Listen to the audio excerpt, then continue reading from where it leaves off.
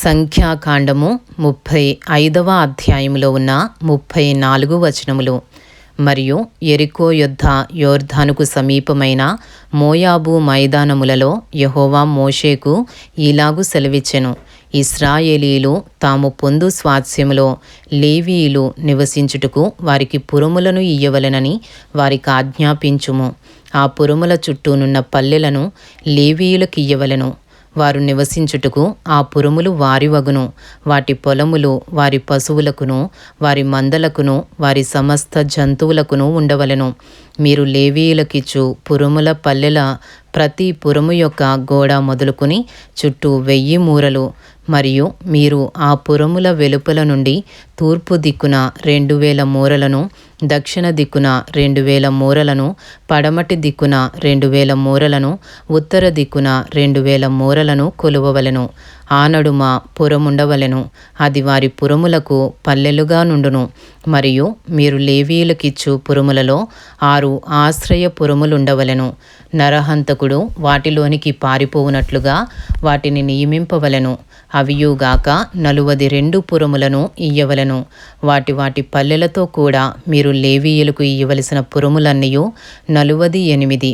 మీరు ఇచ్చు పురములు ఇశ్రాయేలీయుల స్వాస్థ్యములో నుండియే ఇయ్యవలెను.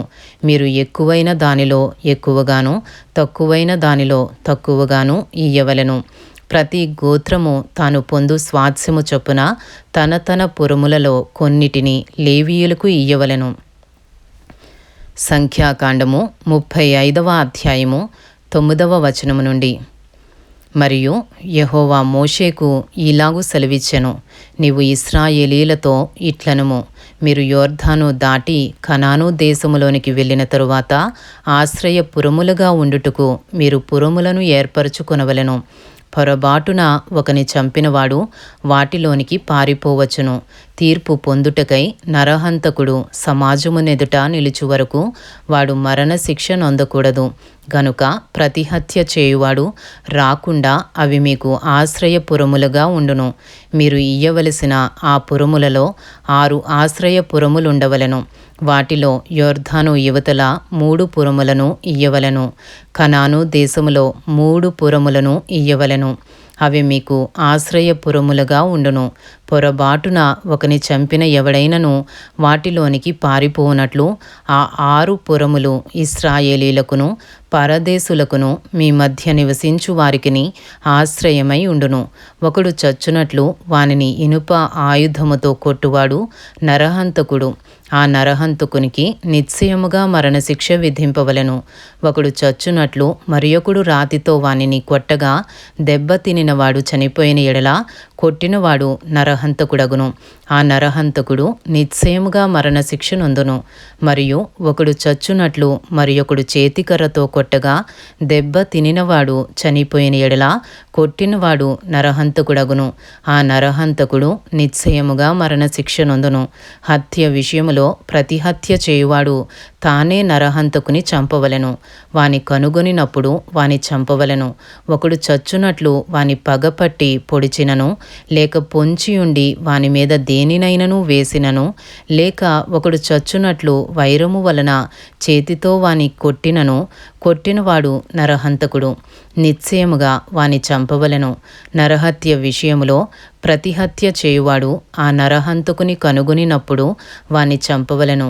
అయితే పగపట్టక హఠాత్తుగా వానిని పొడిచినను, పొంచియుండక వాని మీద ఏ ఆయుధమునైనా వేసినను, వాని చూడక ఒకడు చచ్చునట్లు వాని మీద రాయి పడవేసినను, దెబ్బ తినినవాడు చనిపోయిన ఎడల కొట్టినవాడు వాని మీద పగపట్టలేదు, వానికి హాని చేయకోరలేదు. కాబట్టి సమాజము ఈ విధులను బట్టి కొట్టిన వానికిని, హత్య విషయములో ప్రతిహత్య చేయువానికిని తీర్పు తీర్చవలెను. అట్లు సమాజము నరహత్య విషయములో ప్రతిహత్య చేయువాని చేతిలో నుండి ఆ నరహంతకుని విడిపింపవలెను. అప్పుడు సమాజము వాడు పారిపోయిన ఆశ్రయపురమునకు వాని మరలా పంపవలెను. వాడు పరిశుద్ధ తైలముతో అభిషేకింపబడిన ప్రధాన యాజకుడు మృతి నొందు వరకు అక్కడనే నివసింపవలెను. అయితే ఆ నరహంతకుడు ఎప్పుడైనను తాను పారిపోయి చొచ్చిన ఆశ్రయపురము యొక్క సరిహద్దును దాటి దాటి వెళ్ళునప్పుడు నరహత్య విషయములో ప్రతిహత్య చేయువాడు ఆశ్రయపురము యొక్క సరిహద్దు వెలుపల వాని కనుగొనిన ఎడల ఆ ప్రతి హంతకుడు ఆ నరహంతకుని చంపినను వాని మీద ప్రాణము తీసిన దోషము ఉండదు. ఏలయనగా ప్రధాన యాజకుడు మృతి నొందు వరకు అతడు ఆశ్రయపురములోనే నివసింపవలెను. ప్రధాన యాజకుడు మృతి నొందిన తరువాత ఆ నరహంతకుడు తన స్వాస్యమున దేశమునకు తిరిగి వెళ్ళవచ్చును.